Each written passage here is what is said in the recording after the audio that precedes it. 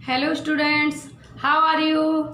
Welcome back to my YouTube channel Expert Opinion and आप सब अच्छे होंगे ऐसी मैं आशा करती हूँ। और आज का हमारा टॉपिक है अधिगम के वक्र एवं पठार। टॉपिक छोटा सा है लेकिन क्या है, इससे 1-2 नंबर का क्वेश्चन बन जाता है, आपका 1-2 नंबर बचा सकता है ये टॉपिक। आज इसको डिस्कस करेंगे और बहुत अच्छे तरीके से डिस्कस करेंगे। चीज़ों को आप ध्यान से समझेंगे, बिल्कुल एकदम प्रेजेंट बॉडी और प्रेजेंट माइंड रहना चाहिए। ऐसा ना हो कि बॉडी एब्सेंट और माइंड एब्सेंट ना हो, ठीक है।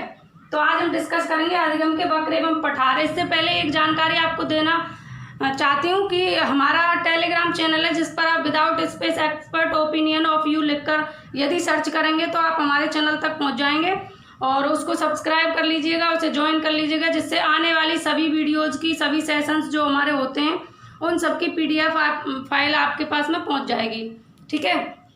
और एक बात कि हमारे चैनल पर और भी बहुत सारे सेशंस पड़े हुए हैं एक्स्ट्रा में, उनको आप देख सकते हैं। वो आपके CTET, UPTET या फिर HTET, RTET, REET या फिर कोई भी टीचिंग एग्ज़ाम हो, सबके लिए बहुत इम्पोर्टेंट है।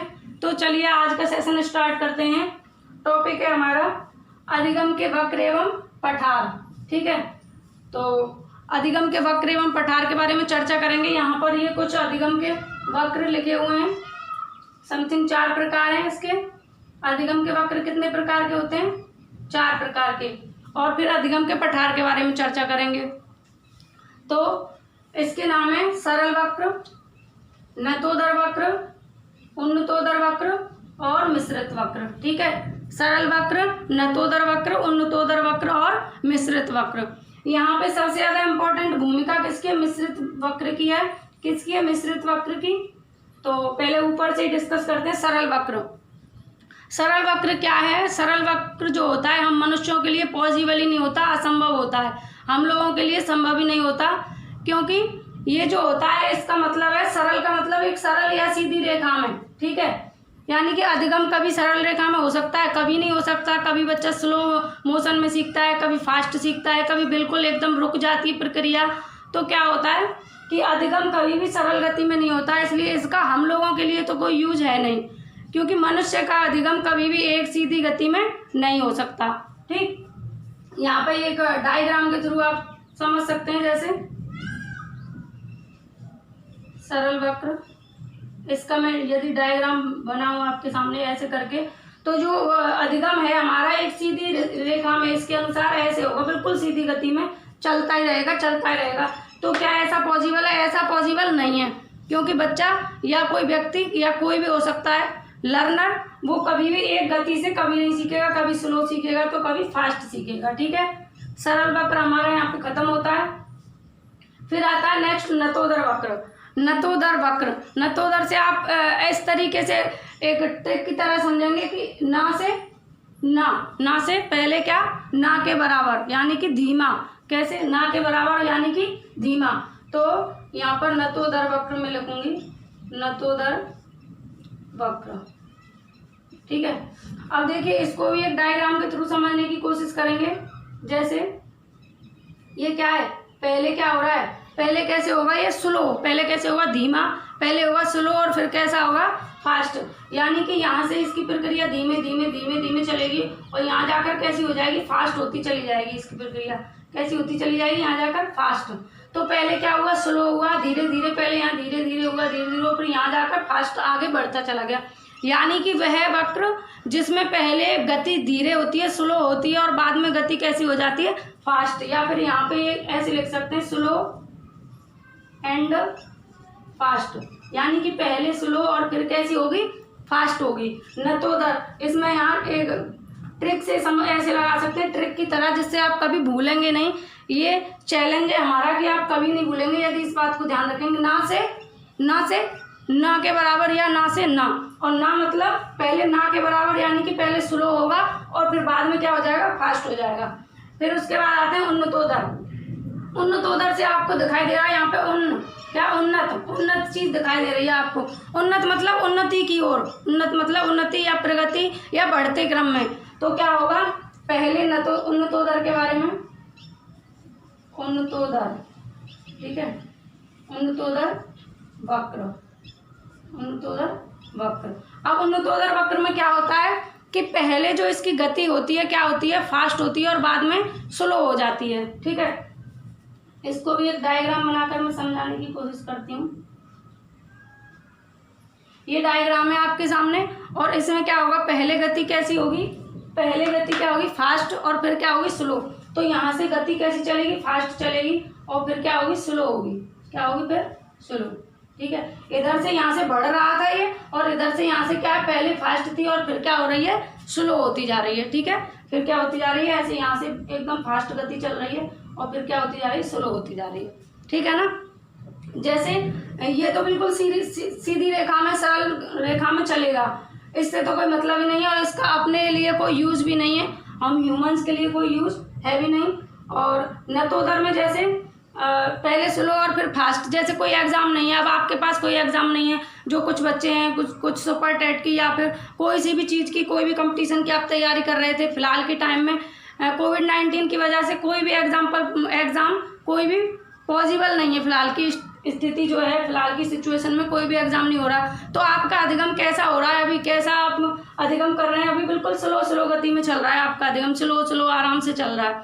फिर क्या होगा, बाद में फास्ट होगा जब आपके पास एग्जाम की कोई नोटिफिकेशन आ जाएगी। ये बिल्कुल सटीक एग्जाम्पल मैं आपको दे रही हूँ, क्योंकि आप जिस लाइन में जा रहे हैं, जिस तरीके की आप तैयारी कर रहे हैं, उससे अगर आप जोड़ के चीज़ों को पढ़ेंगे तो फिर आप भूलेंगे नहीं। और उन्नतोदर मतलब पहले उन्नति, यानी कि पहले फास्ट गति में और फिर स्लो। यानी मान लीजिए यहाँ तो आपके पास कोई एग्जाम की नोटिफिकेशन नहीं है, ठीक है, एग्जाम नहीं, और यहाँ पे आपके पास क्या आ गई, एग्जाम की नोटिफिकेशन आ गई। ठीक है, एग्जाम की नोटिफिकेशन आ गई। फिर क्या करेंगे आप, एकदम फास्ट गति से आपका अधिगम चलेगा और जैसे ही आपका एग्जाम खत्म हो जाएगा, एग्जाम आप देकर आ जाएंगे, उसके बाद आपका क्या हो जाएगा, अधिगम फिर स्लो हो जाएगा। ठीक है, पहले फास्ट स्पीड थी और बाद में क्या हो गई, स्लो हो गई। फिर आगे चलते हैं मिश्रित वक्र। इसका बहुत यूज है और ये एकदम फिट भी है सब लोगों के लिए, क्योंकि सबका ना तो ऐसा होता है कि अधिगम स्लो और फास्ट ऐसे करके चलता है, इसका मतलब मिश्रित, इसमें स्लो और फास्ट दोनों चीज चलती हैं। कैसे चलता है, स्लो एंड फास्ट दोनों, धीमी गति से भी चलता है ये और तेज गति से भी चलता है। ठीक है, तो इसको मिश्रित वक्र कहेंगे। कैसा, मिश्रित वक्र। इसमें क्या होगा, ये जो अधिगम जो होगा इसमें कैसा होगा, आपका अधिगम स्लो एंड फास्ट, यानी कि कभी स्लो कभी फास्ट, कभी स्लो कभी फास्ट, ऐसे करके आपका अधिगम चलता रहेगा। ये इस तरीके से चलेगा। और हमने जब विकास के सिद्धांत के बारे में, development of principle of child development या प्रिंसिपल ऑफ डेवलपमेंट जब हमने डिस्कस किया था, तो हमने यही डिस्कस किया था कि जो रेट जो होती है डेवलपमेंट की, वो क्या होती है, कभी भी समान नहीं होती, इक्वल नहीं होती, कभी स्लो एंड कभी फास्ट, किसी में स्लो और किसी में फास्ट होती है।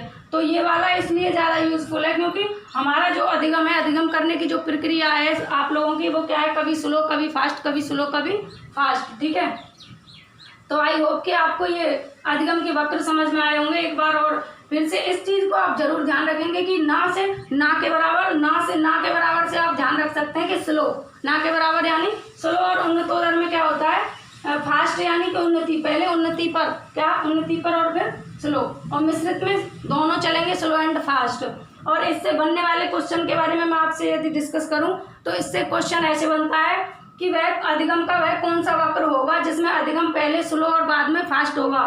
तो आपको ऑप्शन दे देगा सरल, नतोदर, उन्नतोदर और मिश्रित। तो आपको पहले स्लो वाला यदि आता है तो आपको क्या देखना, स्लो, और स्लो से ना से नतोदर, यानी कि जिसमें पहले स्लो होगा और बाद में धीरे धीरे फास्ट होता चला जाए, वो कैसा होगा फिर नतोदर।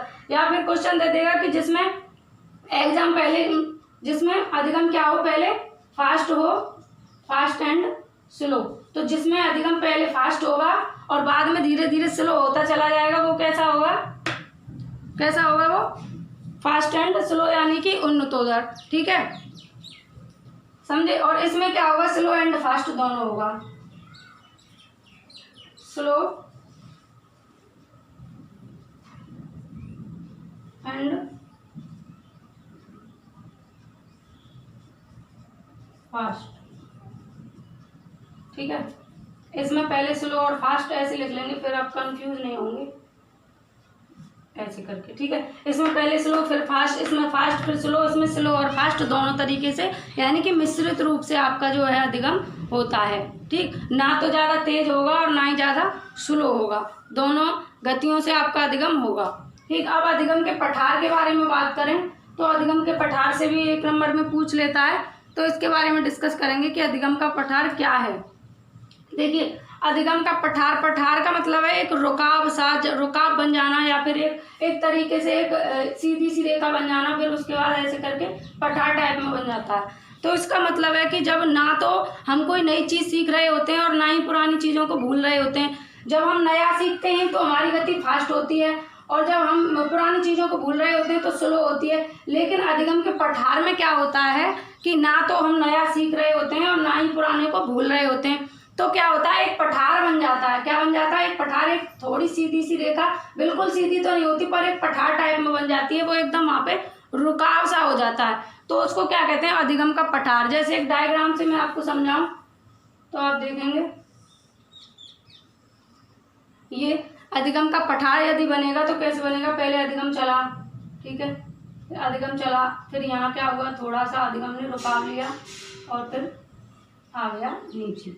यानी कि यहाँ क्या था, ना तो चीज़ों को भूले ही थे और ना कुछ नया सीखा था, ना तो पुरानी चीज़ों को भूल पाए थे और ना ही कुछ नया सीखे थे, तो यहाँ क्या बन गया, अधिगम का पठार बन गया। क्या बन गया, अधिगम का पठार। जैसे थ्रू एग्जाम्पल में जब समझाऊँ आपको तो देखिएगा, जैसे आप कर रहे हैं सीटेट या सुपर टेट की तैयारी और फिर आपकी लग जाती है गवर्नमेंट जॉब, आप हो जाते हैं टीचर, क्या हो जाते हैं, आप टीचर हो जाते हैं। उसके बाद क्या होता है, क्या आप दोबारा से चाइल्ड डेवलपमेंट पढ़ना चाहेंगे? नहीं, क्योंकि आपको आपका टारगेट मिल गया, आपके आत्म सिद्धिकरण हो गया, आपको आपका गोल मिल गया। जब आपको टारगेट मिल गया तो आप दोबारा से सीडीपी क्यों पढ़ना चाहेंगे जब आपको आगे उस सीडीपी से कुछ करना ही नहीं है? फिर तो आपको बच्चों को पढ़ाना है, उनसे रिलेटेड चीज़ें आप करेंगे, ठीक। तो आप चाइल्ड डेवलपमेंट दोबारा नहीं पढ़ेंगे। लेकिन क्या आप एक साथ चाइल्ड डेवलपमेंट में जो आपने पढ़ा उस चीज़ को क्या आप एक साथ भूल जाएंगे?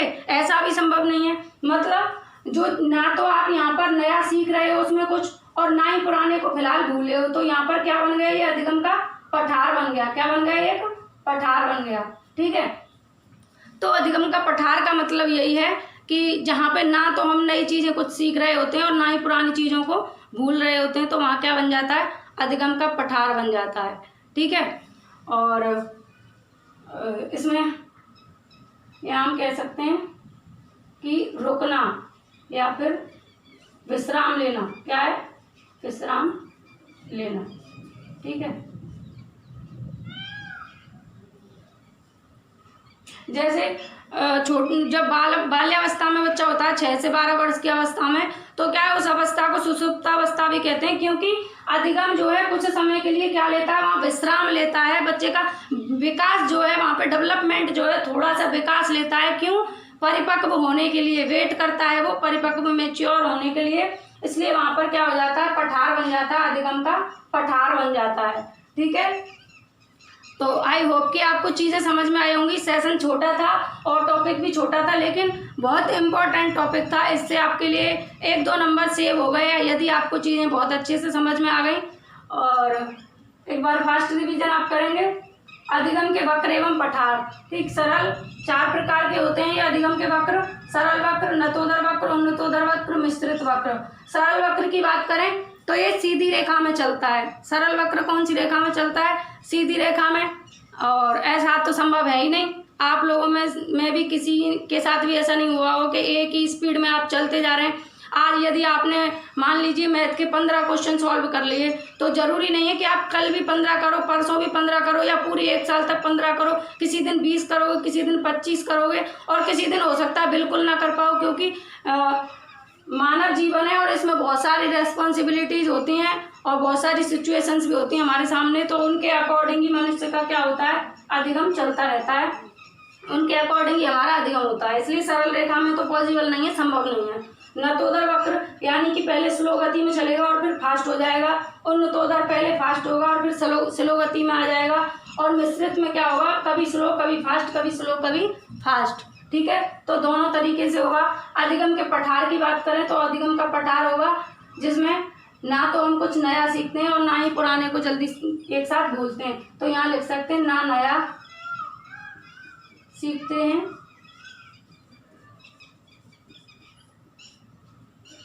ना एक साथ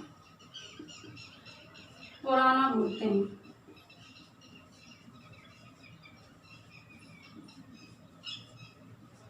ठीक है, तब क्या बनता है, अधिगम का पठार बन जाता है। आप लोग इस स्क्रीनशॉट लेना चाहें तो ले सकते हैं। मैं साइड हो जाती हूँ।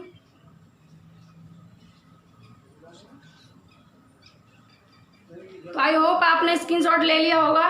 एंड यदि सेशन आपको पसंद आया हो तो सेशन को ज़्यादा से ज़्यादा शेयर करें, ज़्यादा से ज़्यादा मित्रों को आप जोड़ने की कोशिश करें, जिससे हमारा मनोबल और बढ़े।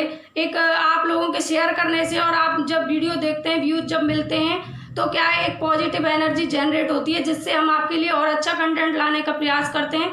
एंड आप चैनल को सब्सक्राइब कर लेंगे।